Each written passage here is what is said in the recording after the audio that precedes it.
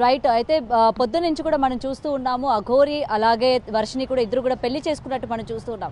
ఈ నేపథ్యంలోని అటు వర్షినికి సంబంధించి కావచ్చు, లేకపోతే ఇటు అఘోరికి సంబంధించి కూడా వాళ్ళ పేరెంట్స్ కావచ్చు, లేకపోతే శ్రీనివాస్ మోసం చేశాడని తన మొదటి పార్టీ కావచ్చు, ఇటు లీగల్గా ప్రొసీడ్ అవ్వడానికి ఇప్పటికే వాళ్ళైతే ఇటు రావడం జరిగింది. అండ్ మనతో పాటు లైవ్లో జాయిన్ అవ్వడానికి అఘోరి అండ్ వర్షిని కూడా వస్తూ ఉన్నారు. మరి వీటన్నిటికీ వాళ్ళ సమాధానాలు ఏంటి? ఈ రోజు వర్షిని పేరెంట్స్ కూడా వెతుకుతూ ఉన్నారు. వర్షిని కూడా చెప్పడం జరిగింది, వాళ్ళ పేరెంట్స్ని తన దగ్గర తీసుకుంటాను, తనతో పాటు వాళ్ళని సర్వైవ్ అయ్యేలా చూసుకుంటాను, ఫైనాన్షియల్గా కూడా చూసుకుంటానని చెప్తూ ఉన్నారు. మరి వీళ్ళ పేరెంట్స్ అడిగిన క్వశ్చన్స్ కావచ్చు, లేకపోతే రాధ అడిగిన ప్రశ్నలు కావచ్చు, ప్రతి ఒక్కటి వాళ్ళ అఘోరి మాటలో తెలుసుకుందాం. రైట్, మనతో పాటు అయితే లైవ్లో జాయిన్ అవబోతున్నారు. రైట్ అఘోరి. హర మాదే ఓం నమ శివ అఘోరి కాళీ నమ గురుదత్తే నమ. నమస్కారం తల్లి. నమస్తే. నమస్తే అండి. నమస్తే. రైట్, అయితే నిన్నటి నుంచి మనం చూస్తూ ఉన్నాము, మీ పెళ్ళి అయిపోయిన తర్వాత అందరూ కూడా చూస్తూ ఉన్నారు అసలు ఏం జరుగుతుంది ఏంటి. సనాతన ధర్మాన్ని పాటించాల్సిన ఆవిడ ఈ రోజు ఈ విధంగా బిహేవ్ చేయడం అనేది కరెక్టేనా అని చెప్పి అటు సనాతన ధర్మం కావచ్చు, లేకపోతే హిందూ సంఘాలు కావచ్చు తీవ్రంగా ఆగ్రహిస్తున్నారు. ఏం చెప్తారు మీరు? అదే అమ్మా, నేనేమంటున్నా, సనాతన ధర్మాన్ని పాటిస్తూనే మేమిద్దరం ఇష్టపడ్డాం కాబట్టి మేము ఇష్టపూర్వకంగా పెళ్లి చేసుకున్నాం. దాంట్లో తప్పేమున్నది? ఒకరినొకరు ఇష్టపడే పెళ్లి చేసుకున్నాం కదా. అంటే ధర్మం గురించి పోరాడే వాళ్ళు కానీ ఒకటే అండి, పెళ్లి చేసుకోవాలని ఎక్కడ నన్ను ఉందా? ఎంతో మంది అగురులు పెళ్లి చేసుకున్నారుగా, ధర్మ పోరాటంలోనే ఉన్నారు కదా వాళ్ళు కూడా. కానీ ఒకటి చెప్తాను, మీరు మొత్తం కూడా అటు తల్లిదండ్రుల్ని కావచ్చు, లేకపోతే సమాజాన్ని కావచ్చు మొత్తం వదిలేసి దైవారాధనలో ఉంటానన్న మీరు ఈ రోజు ఓకే మీ భవిష్యత్తు ఎలాగైనా వెళ్ళండి, కానీ అటు సైడ్ ఒక అమ్మాయి భవిష్యత్తు పాడైపోయిందని చెప్పి ప్రశ్నిస్తున్నారు కదా. ఎవరి భవిష్యత్తు పాడైపోయింది? వర్షినిదా? వర్షినిది. భవిష్యత్తు ఏమి పాడైపోలేదు. ఎప్పుడు హ్యాపీగా ఉన్నాం, మేమిద్దరం కలిసిమెలిసి హ్యాపీగా ఆనందంగా ఉన్నాం, ఒక కొత్త లైఫ్ లీడ్ చేస్తున్నాం. అది మీకు అలా చెడుగా చూసే వాళ్ళకు జీవితం నాశనమైందని అనుకుంటున్నారేమో, కానీ మేము ఆనందంగానే ఉన్నాం, హ్యాపీగా ఉన్నాం మేము.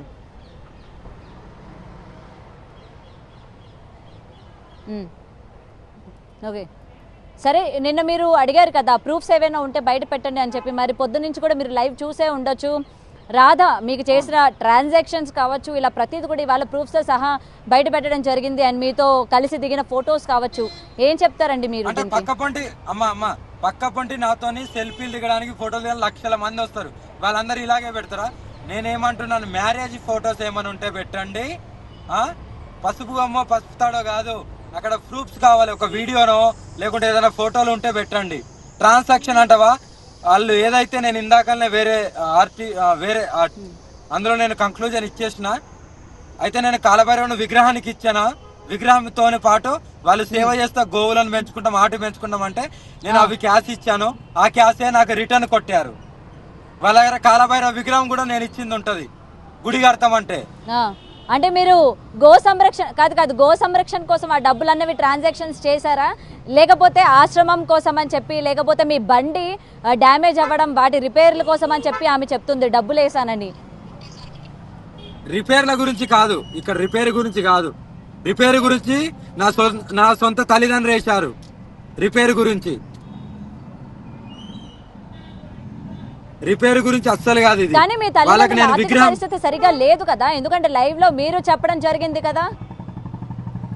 అదే అమ్మా, నేనేమంటున్నాను, ఇక్కడ వాళ్ళ దగ్గర కాలభైరవ విగ్రహం ఉంటది, ఆ విగ్రహం నేను ఇచ్చిందే, వాళ్ళ మామయ్య దగ్గర ఉంటది. ఆ విగ్రహం వేసిన డబ్బులు అవన్నీ ఓకేనా? కొన్ని విగ్రహాలు ఇచ్చాను, ఆ విగ్రహాలకు ఇచ్చిన డబ్బులు వాళ్ళ గుడి కాదు విగ్రహానికి ఎందుకు డబ్బులు ఇచ్చారు? విగ్రహానికి ఎందుకు డబ్బులు ఇచ్చారు? మీరేం చెప్పి విగ్రహం ఇచ్చారు అమ్మాయికి? ఎవరు? వాళ్ళు గుడి కట్టుకొని గోవులను తెచ్చుకొని ఒక ఆశ్రమం లాంటివి మీ పేరు మీద కట్టుకుంటామన్నారు. నేను ఆశ్రమాలలో ఉండము, ఆశ్రమంతో నాకు సంబంధం లేదు. నేను ఎక్కడ కూర్చునేదాన్ని, నాకు దేశ సంచారం చేస్తూనే నా వంతుగా నేను ఎక్కడెక్కడో ఉంటాను కాబట్టి ఒక చోట కూర్చోను అన్నాను.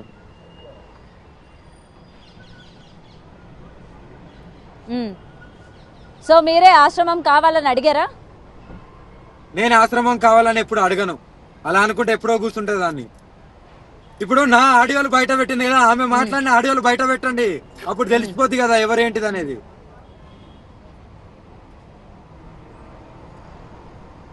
అది కూడా మేము అడిగాము. మొత్తం కూడా తను లీగల్గా ప్రొసీడ్ అవుతాను, నేను అన్ని ఆడియోలు వీడియోలు అండ్ మీరు తను కలిసి చేసుకున్న చాట్లు అన్నీ కూడా లీగల్గా ప్రొసీడ్ అవుతున్నాను అని చెప్పడం జరిగింది. మరి ప్రొసీడ్ అవ్వమనండి, కానీ ప్రూఫ్స్ అనేది కావాలి. ఆమెకు పెళ్లి చేసుకున్నా అన్నది కదా, ఎలా చేసుకున్నా ఎప్పుడు చేసుకున్నా అనేది కావాలి. ట్రాన్సాక్షన్ అంటే దానికి నేను సమాధానం ఇస్తాను నేను కూడా.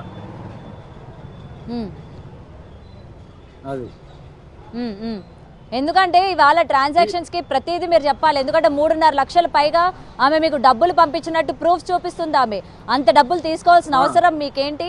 ఆ డబ్బులు తీసుకొని మీరు ఏం చేశారు? చెప్పదా మరి, నేను క్యాష్ ఇచ్చిన చెప్పదా? నేను రిటర్న్ క్యాష్ ఇచ్చిన చెప్పాలి కదా. క్యాష్ ఇచ్చారు? నేను 2 lakhs కి ఏవో క్యాష్ ఇచ్చాను. 2 lakhs 2.5 lakhs దాకా నేను క్యాష్ ఇచ్చాను. మరి ఇంకొకటి కూడా చెప్తుందా?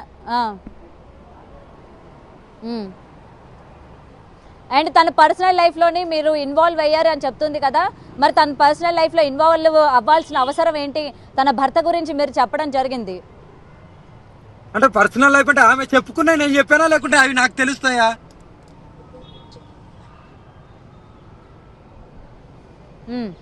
ఇప్పుడు ఆమె దేంతో అప్రోచ్ అయింది? మీడియా ముందు చెప్పారని చెప్పి ఆమె క్వశ్చన్ చేస్తుందా, లేకపోతే ఇప్పుడు ఒకరు అప్రోచ్ ఒకరిని అవ్వాలంటే వాళ్ళ కష్టం చెప్పుకోనే కదా, నాకు ఇలా జరిగింది ఇలా ఇలా, అదే కదా ఆమె చెప్పుకుంది, అదే కదా నేను నార్మల్ గా నేను ఎవరికి చెప్పలేక. మీడియా ఏదైతే అడిగిందో ఎలా పరిచయం అంటే అలా చెప్తున్నాను కదా.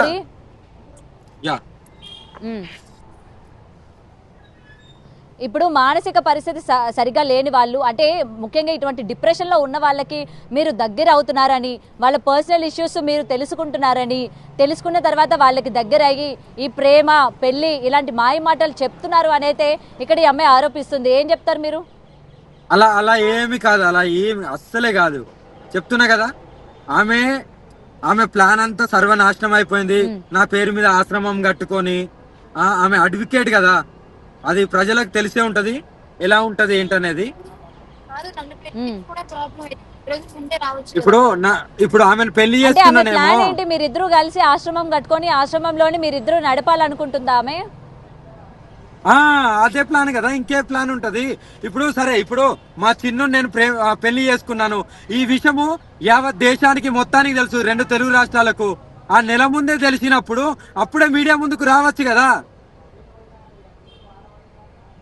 ఇప్పుడు ఎందుకు వచ్చింది? అప్పుడే రావచ్చు కదా.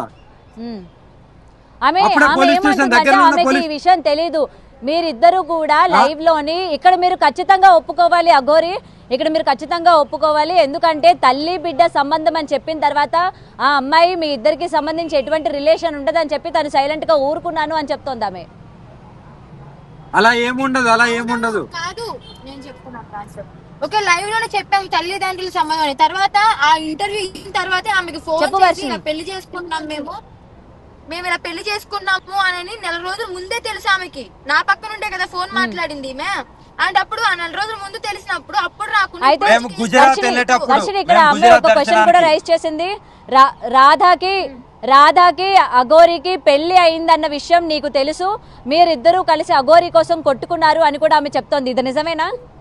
నాకు తెలియదు, అసలు నాకు తెలియదు. ఇవన్నీ చాలా పెద్ద అబద్ధాలు ఆడు కొద్దిగా మానేస్తే బాగుంటది. కొట్టుకోవడం ఆమె చూసిందా? నువ్వున్నా రాధిక అనే ఆమె కొట్టుకున్నారంట నా గురించి. అసలు పెళ్ళయింది ఇలాగా ఈ విషయం అని చెప్పి నాకు తెలియదు. నిన్న వచ్చి మీడియా ముందు చెప్పేంత వరకు.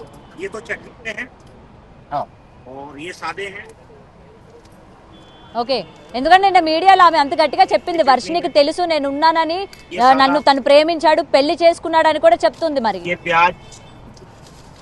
తెలిస్తే నేనెందుకు వచ్చి స్వయంగా మీడియా ముందు చెప్తాను? స్వయంగా మీడియా ముందుకు వచ్చి అసలు ఆ విషయం నాకు తెలియదు. ఆమె నేను ఫేస్ టు ఫేస్ కలిసిందే లేదు, ఆమెతో మాట్లాడిందే లేదు. అంటే అప్పుడు ఎలా గొడవ పడతాం మేము?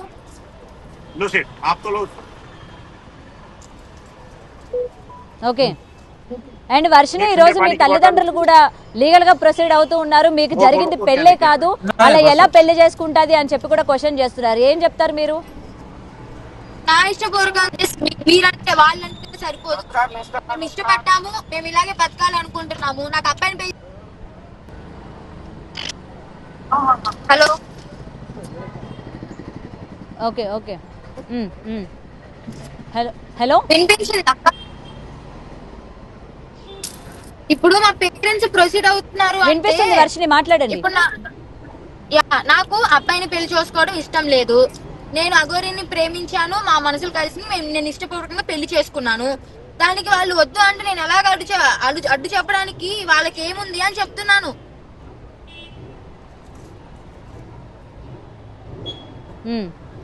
ఓకే.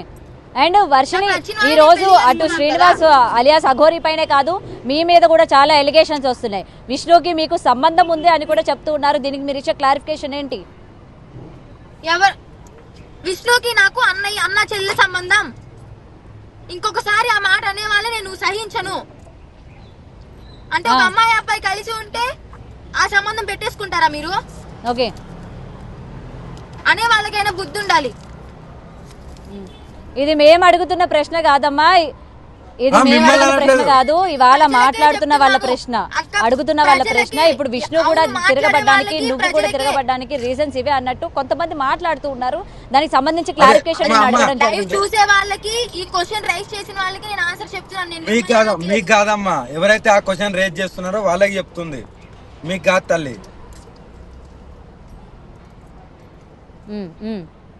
అదే అదే అదే రైట్. అయితే మరి రాధకి సంబంధించి ఇంకెవరు కూడా ప్రొసీడ్ అవ్వకూడదు అని అంటారా? ఎందుకంటే మీ దగ్గర ఎటువంటి ప్రూఫ్స్ కూడా లేవు, ఆ అమ్మాయి దగ్గర కూడా ఏం పెద్ద ప్రూఫ్స్ ఏంటంటే కేవలం ట్రాన్సాక్షన్స్, చాట్లు కూడా బయట పెడతానని చెప్పి బర్త్డే సెలబ్రేషన్స్ కూడా వాళ్ళు చేశారని చెప్తూ ఉన్నారు. మరి నేను ఒకటే అంటున్నా, ఇప్పుడు నా ఆడియో రికార్డింగ్ పెట్టింది కదా, మళ్ళీ ఆమె రికార్డింగ్ పెట్టమను, పెళ్లి ఫోటోలు వీడియో పెట్టమను, ఓకేనా? నా కాలభైరవ విగ్రహం వాళ్ళకి ఇచ్చాను, వాళ్ళు గుడి కట్టుకుంటా అన్నారు. అవన్నీ ఎవిడెన్స్ లన్నీ మీ ఫోన్ లో ఉన్నాయని చెప్తుంది. నా ఫోన్ లో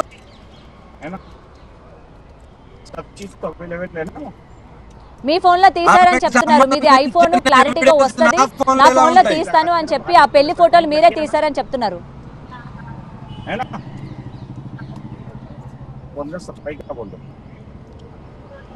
అస్సలు అబద్ధం. వాళ్ళ ముంగటనే 2 లక్షల చిల్లర ఇచ్చాను నేను.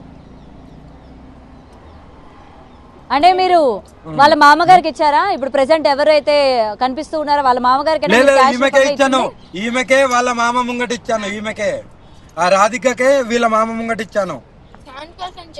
హ్యాండ్ క్యాష్ ఇచ్చాను.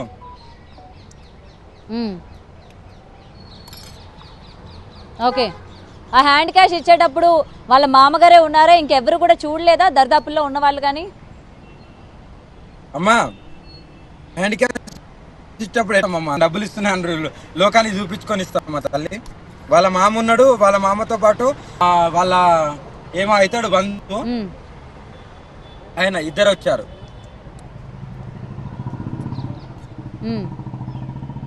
అది ఓకే.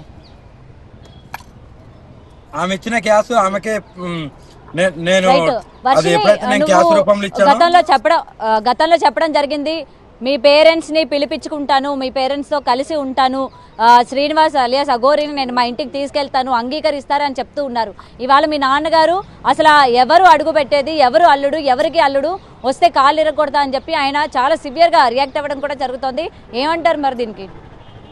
ఓకే, వాళ్ళు ఒప్పుకోకపోతే మేమేం చేయలేము కదా. మేమైతే వాళ్ళు వస్తాను అంటే తీసుకోవడానికి రెడీ. మేము మమ్మల్ని తీసుకోవడానికి వాళ్ళకి ఇష్టం లేదు అంటే ఓకే, మేము రాకుండానే ఉంటాము. వాళ్ళకి ఇష్టం లేకపోతే మా బతికేదో మేము బతుకుతాం. ఇంకా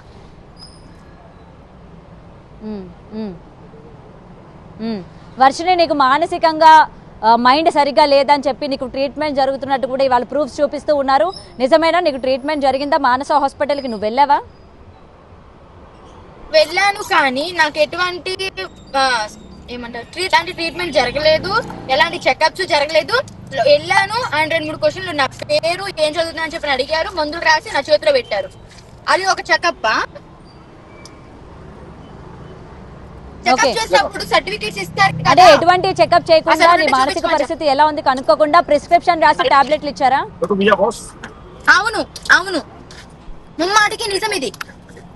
ఎందుకంటే చెకప్ చేస్తే చెకప్ ఉంటాయి కదా, స్కానర్లు స్కానింగ్ చేసిన అన్ని ఉంటాయి కదా. సర్టిఫికేట్స్ అన్ని ఉమ్.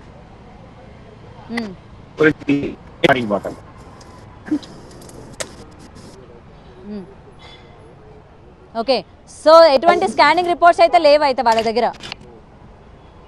నేనైతే ఒకటే చెప్పను, రాధిక ఏదైతే ఎలిగేషన్ చేసిందో ముమ్మాటికి అదంతా అబద్ధం, అబద్ధం. కానీ ట్రాన్సాక్షన్స్ ఆమె నాకు పంపించింది.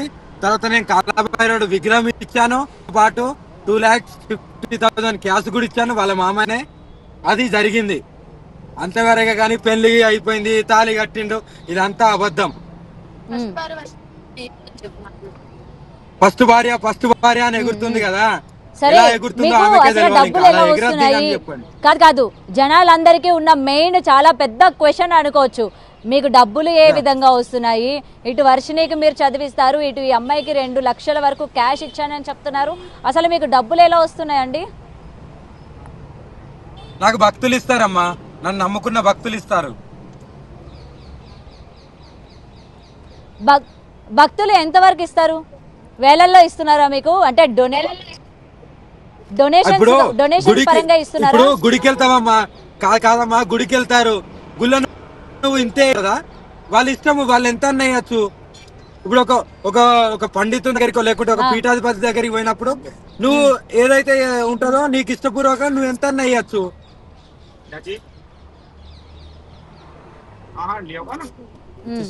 నేను ఇస్తే 100 116 తప్ప నేను ఇవ్వనండి నేనైతే. మరి మిమ్మల్ని అంటే నమ్మి జనాలు ఎంత ఇస్తున్నారు? ఇవాళ 2.5 లక్షలు అంటున్నారు, వర్షినికి 1,00,000. ఇంకొక క్వశ్చన్ కూడా, 1,00,000 కట్టాను అన్నారు మీరు వర్షినికి ఫీజు. ఇవాళ వాళ్ళ అన్నయ్య 30,000 మాత్రమే కట్టాడని చెప్తూ ఉన్నారు. దానికి సంబంధించిన రిసిప్ట్ కూడా ఇంట్లో ఉందని చెప్తున్నాడు. కాలేజ్ ఫీజు మీరు 40,000 తిన్నడా? 40,000 సాక్ష్యం మేమే కదా, అడగండి ఆ విషయం. ఎవరైతే 40,000 విష్ణు ఎగ్జెక్షన్ అని అవి చూడండి.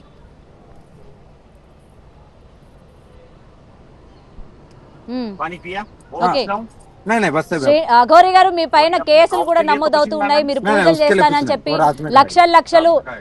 లక్షలు మీరు తీసుకున్నారని చెప్పి కూడా వాళ్ళు మీ పైన కేసులు కూడా నమోదయ్యాయి. మరి దీనికి మీరు ఏం క్లారిఫికేషన్ ఇస్తారు? నిజంగా మీరు పూజలకి సంబంధించి డబ్బులు ఏమైనా తీసుకున్నారా?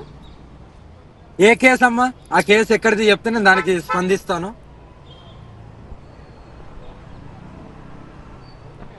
మోకిలా పోలీస్ స్టేషన్ లో నమోదైంది. మీరు ఒక బాధితురాల దగ్గర యోని పూజ చేయిస్తానని చెప్పి 1,00,000 రూపాయల వరకు మీరు తీసుకున్నారు. తర్వాత అక్కడ నుండి పరారయ్యారు అని అయితే కేసు నమోదైంది మీ పైన. ఇది మీ వరకు రాలేదా?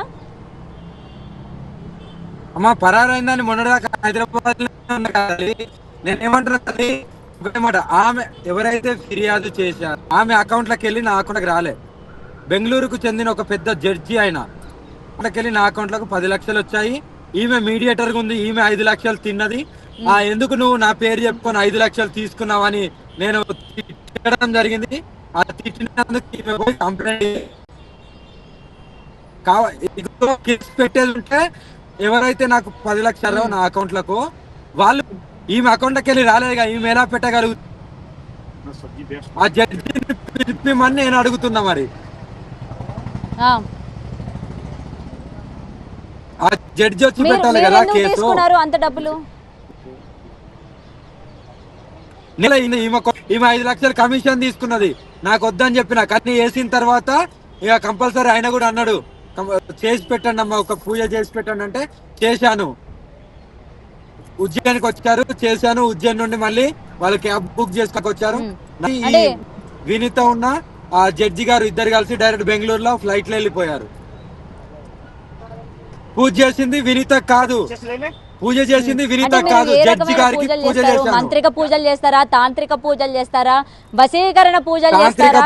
ఇంత పెద్ద అన్ని రకాల పూజలు చేస్తారు. డబ్బులు తీసుకుంటున్నారు కదా. వాళ్ళు ఇచ్చి వాళ్ళు ఇస్తారమ్మా. నేనేమి ఇక్కడ నాకు ఇంత కావాలి అంత కావాలని అడగ. ఇంకా ఎవరు నన్ను నిరూపించండి. మరి వాళ్ళు వేసింది కదా, జడ్జి గారు ఈమె ఎలా కేసు పెట్టింది నేను అడుగుతున్నా కదా. నువ్వు ఎలా వేసింది జడ్జి గారు కదా. ఆ జడ్జి గారు వచ్చి చెప్పాలి కదా మరి జడ్జి గారు వేయాలి. ఉమ్. నీ అకౌంట్ లోకి వెళ్ళి రాలే, నువ్వు నాకు ఇయ్యలేదు కదా. నువ్వే జడ్జి గారికి నా పేరు చెప్పుకొని ఒక 5 లక్షలు తీసుకున్నావు. ఎందుకంటే నీకు 1,50,000 దాకా డాగ్స్ కున్నా నీకు రెంట్ లేవన్నప్పుడు 30,000 వేసింది నేనే కదా. ఈ 10 లక్షలు వేయనప్పుడు 10 లక్షలకు ముందే వినీత కష్టాలలో ఉంటే ఆమెకు నేను 1,50,000 దాకా నేనే సాయం చేశా. అవన్నీ నా దగ్గర ట్రాన్సాక్షన్స్ ఉన్నాయి.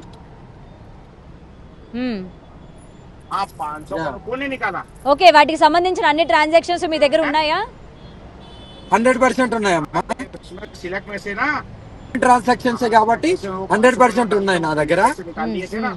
ఇది ఎప్పుడైతే ఇది పూజ కాకముందే నేను 1,50,000 మరి ఓకే, మధ్యలో కమిషన్ తీసుకున్నప్పుడు ఈ రోజు కేవలం మీరు డబ్బులు తీసుకొని పారిపోయారు అని చెప్పి కేసు ఫైల్ చేయాల్సిన అవసరం ఏమొచ్చింది?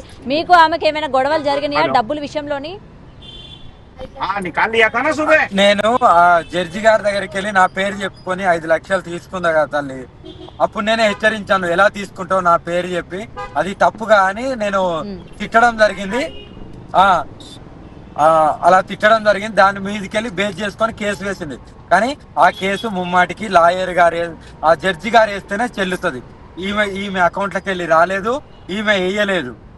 ఈమెకు 5 లక్షలు వేసినట్టు జడ్జి గారు వేసినట్టు నా దగ్గర ఆధారాలు కూడా ఉన్నాయి. ఈమె అకౌంట్ డీటెయిల్స్ తీస్తే తెలుస్తుంది. ఓకే, మరి మీరు ఆధారాలు అన్నవి ఎప్పుడు బయట పెడతారు ఏంటి అసలు?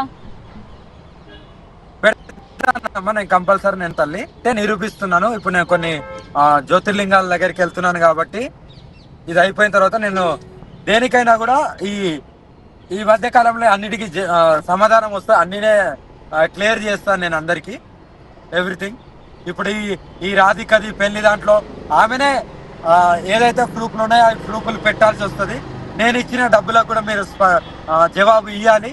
నేను హ్యాండ్ క్యాష్ ఇచ్చాను కదా, వాటికి జవాబు ఇవ్వాలి. మీకు కాలభైరవ విగ్రహం ఇచ్చాను, ఎందుకు ఊరికే ఇయ్యలేగా, మీరు చేపిమన్నారు చేపించాను. ఇవన్నీ ఉన్నాయి కదా తల్లి. అంటే ఏంటి, ఆ కాళీమాత విగ్రహానికి ఏమైనా మంత్రాలతోని పూజ చేసి ఇందులోని నేను ఉంటాను నన్ను చూసుకో అని చెప్పి మీరు ప్రేమగా ఆమెకి ఇచ్చేసి దూరం అయ్యారు అని అయితే చెప్తూ ఉన్నారు. నిజమేనా? గుడి కట్టించుకుంటున్నారమ్మా. కాలభైరవ విగ్రహాన్ని గుడి కట్టించుకుంటా అన్నారు. అందులోనే నన్ను చూసుకోమని నేనేలా అంటాను? కాలభైరవ విగ్రహం ఇచ్చి వాళ్ళు గుడి కట్టించుకుంటారు. చేపియండి చెప్పేటోళ్ళు అందరూ చెప్తారు తల్లి. కాదు, కాలభైరవంలో నన్ను చూసుకునే అంత నేను అంటానా అమ్మా? భగవంతుల్లో నన్ను ఎలా చూసుకోమంటాను?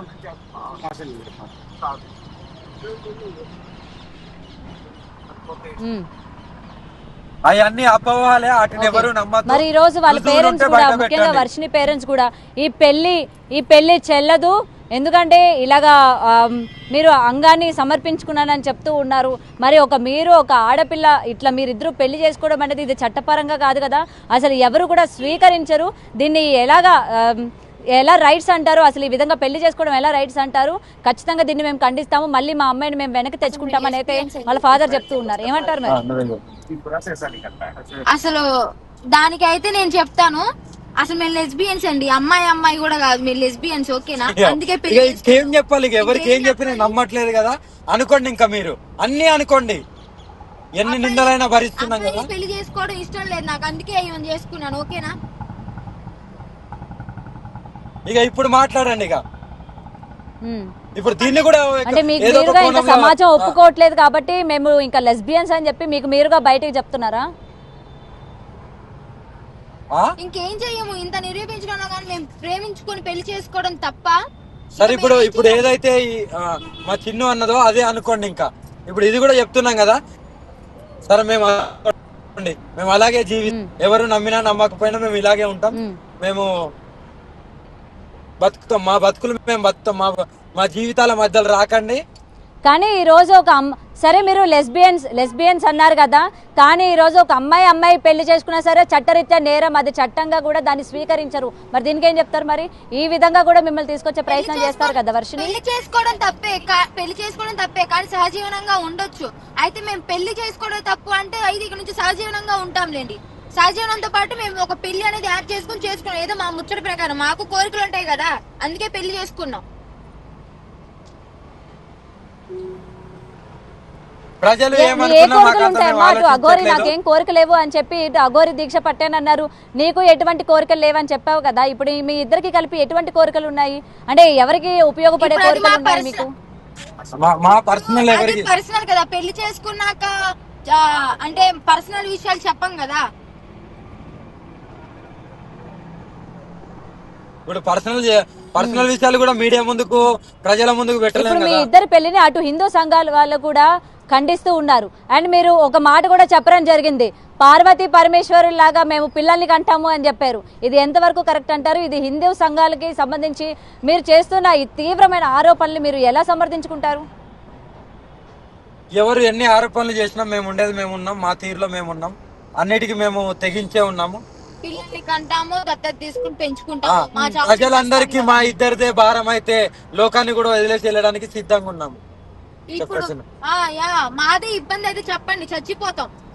ఇంకా మీరు లోకాన్ని వదిలి వెళ్లాల్సిన అవసరం ఏముంది? ఈ రోజు ఏంటంటే ఇవాళ ఇన్ని ఆరోపణలు ఎదుర్కోవడానికి కారణం అఘోరి, ముఖ్యంగా మీరే. మొదటి నుంచి మీరు ఏది చెప్పుకొని వచ్చారు, మీరు ఈ రోజు ఎందుకు ఇలాంటి రాంగ్ రూట్ లకు వెళ్లాల్సి వచ్చింది? అందుకనే మిమ్మల్ని సమాజం నమ్మింది కాబట్టి, ఇలాంటి ప్రశ్నలు వేస్తోంది కాబట్టి మీరు ఖచ్చితంగా జవాబు ఇచ్చుకోవాలి. నేనంటుంది ఒకటే, మేము మేజర్స్, మా ఇష్ట ప్రకారం మేము పెళ్లి చేసుకున్నాం, లేదా సహజీవనంగా ఉంటున్నాము. ఇబ్బంది అయితే చెప్పండి, అందరికి చూడటానికి నచ్చలేదు. కల్లా వీడియో పెట్టి మేమే భస్మం అయిపోతాం, ఓకేనా? అప్పుడు ప్రజలందరూ ఎవరైతే అందరు అంటున్నారో అందరూ బాగుండండి, మీరే ఒక 2 ప్రాణాలు పోవడానికి మీరే కారణం. మమ్మల్ని విడదీయాలి అని మాత్రం అనుకోకండి. మమ్మల్ని విడదీస్తే మాత్రం మేము చచ్చిపోవడం 2 ప్రాణాలు తీసిన వాళ్ళే అవుతారు. ఇలా చేసుకోకపోతే ఓకేనా, శివ విష్ణు బ్రహ్మనే కాదు, శ్రీ వర్షినే కాదు, చెప్తున్నాను కదా, ఎంతకైనా తెగించున్నాం. మా జీవితాల మధ్యలో రాకండి, మేము హ్యాపీగా బతుకుతున్నాం, ఓకేనా? ఇంతకంటే ఎక్కువ చెప్పలేం. హర హర మహాదేవ్. ఇప్పుడు ఇంత కఠినమైన నిర్ణయం తీసుకోవాల్సిన అవసరం లేదు. ఎందుకంటే ఇవాళ మీ పైన చాలా వరకు ఆరోపణలు వస్తున్నాయి కాబట్టి దాన్ని మీరు సమర్థించుకోవాలి. మీ దగ్గర ప్రూఫ్స్ ఏమైనా ఉంటే మీరు బయట పెట్టాలి. ఎందుకంటే చాలా మంది జనాలు మీరు దేవతాన్ని నమ్ముతున్నారు కదా. మన బిగ్ టీవీలో నా ట్రాన్సాక్షన్ నేను అక్కడ ఎవరైతే మోకిలలో కంప్లైంట్ చేశారో వాళ్ళకు పెడుతున్నాను. అక్కడ ఆమెకు ఈమె ట్రాన్సాక్ట్ చేసిన వీళ్ళకు పెడుతున్నాను. ఈమెకైతే ఎవరైతే రాధిక ఉందో ఆమెకు హ్యాండ్ క్యాష్ ఇచ్చాను 2 lakhs. నేను కంపల్సరీ చెప్తున్నా కదా, నేను ఈ ట్రాన్సాక్షన్ బయట పెడుతున్నాను. కానీ ఎన్ని నిందలమ్మా, ఒకదాని వెనుకొకటి. ఇంకోసారి రాధికకి చెప్తున్నా, పెళ్లి అని ముందుకు రాకు,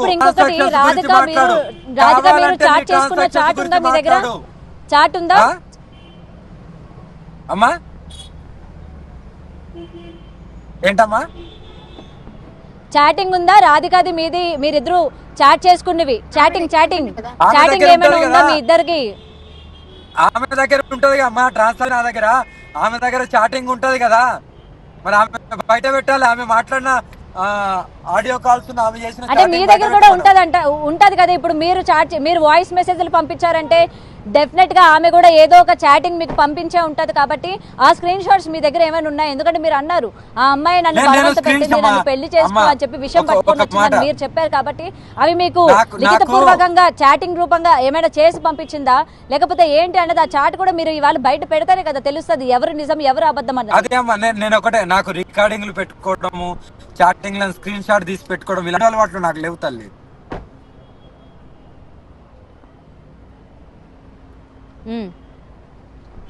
అయితే మీ దగ్గర చాటింగ్ ఏం లేదంటారు? నేను అలా స్క్రీన్ షాట్ లో లేకుంటే ఆడియో రికార్డింగ్ లో నాకు పెట్టుకోవడం నా వల్ల కాదు, నేను పెట్టుకోలేను.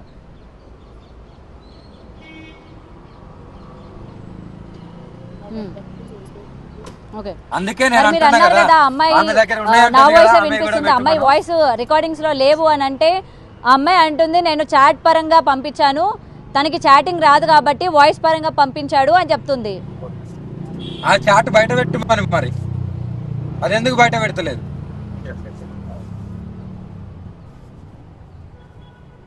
అవి లీగల్ ఈ పక్క పొంటి నిలబడి ఉన్న ఫోటో పెడుతున్నారు కదా పెళ్లి అయినట్టుగా, నాతోని వందల మంది వేల మంది మగవాళ్ళు ఆడవాళ్ళు దిగుతారు, వాళ్ళందరినీ పెళ్లి చేసుకున్నట్టేనా?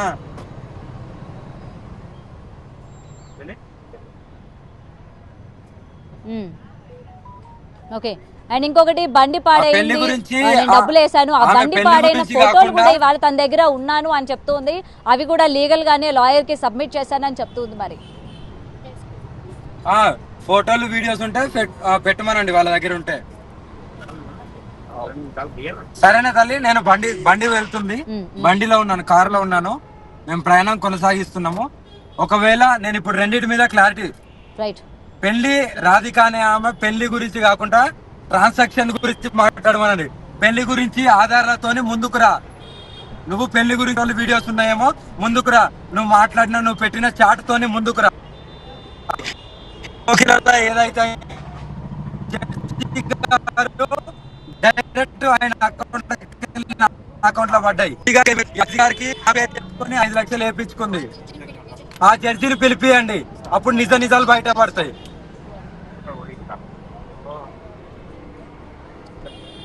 హర హర మహాదేవ్ తల్లి.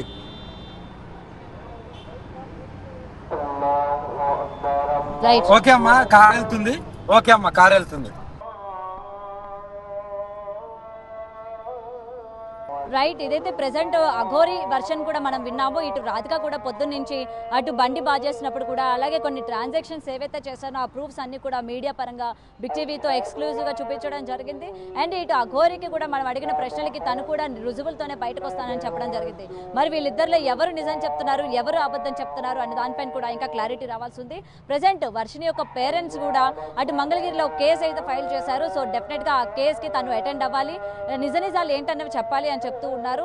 మరి ఇటు వర్షిని పేరెంట్స్ వాళ్ళ వర్షన్లో వాళ్ళైతే మొత్తం కూడా బయటికి చెప్పే ప్రయత్నం చేస్తున్నారు. ఇక్కడ రాధిక కూడా ఏదైతే లీగల్గా ప్రొసీడ్ అవుతూ ఉన్నారని చెప్పారో ప్రతి ఆడియోలు, వీడియోలు, అలాగే చాట్లు ఏవైతే ఉన్నాయో అన్నీ కూడా తను లీగల్గా ప్రొసీడ్ అయ్యి త్వరలో మీడియా ముందుకి వస్తాను, దీని అంతటికీ కూడా చెక్ పెడతాను.